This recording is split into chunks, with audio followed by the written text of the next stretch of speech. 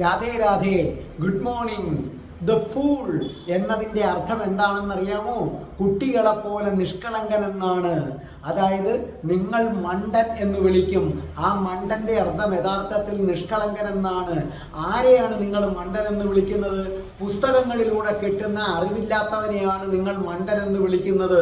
ഓർമ്മിക്കുക, ഭഗവാൻ ഇഷ്ടം അങ്ങനെയുള്ള മണ്ടന്മാരെയാണ്. ഭട്ടതിരിപ്പാടിന്റെ കണ്ണിൽ സംസ്കൃതം അറിയാത്തവരൊക്കെ മണ്ടന്മാരാണ്. ആ പുച്ഛഭാവത്തിൽ പൂന്താനത്തെ കണ്ടു. അതിന്റെ അനന്തരഫലം എന്തായിരുന്നു?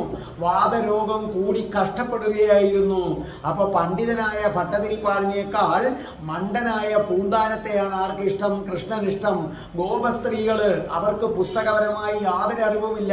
നിങ്ങളുടെയൊക്കെ കണ്ണിൽ അവർ മണ്ടികളാണ്. നിങ്ങളുടെ കോൺസെപ്റ്റിൽ അവർ മണ്ടികളാണ്. കാരണം അവർക്ക് പുസ്തകത്തിൽ നിന്ന് കിട്ടുന്ന ഒരറിവും അവർക്കില്ല.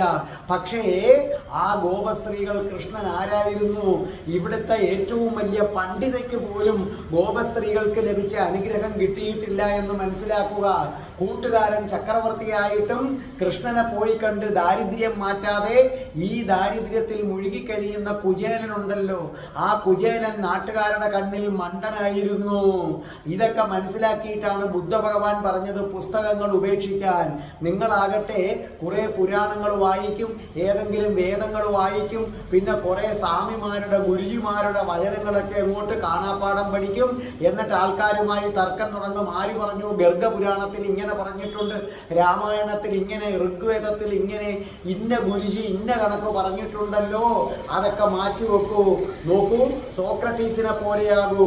സോക്രട്ടീസ് ആണ് ആദ്യമായിട്ട് സ്വയം ഞാനൊരു ഫൂളാണെന്ന് പറഞ്ഞത്. സോക്രട്ടീസ് ഒന്നേ പറഞ്ഞുള്ളൂ, എനിക്കൊരു കാര്യമേ അറിയാമൂ, അത് എനിക്കൊന്നും അറിയില്ല എന്നുള്ളതാണ്.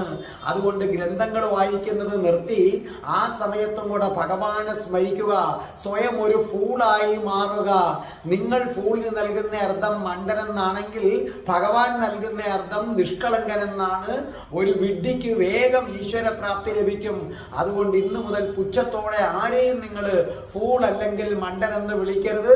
നിങ്ങൾ സ്വയം ഒരു ഫൂളാകൂ.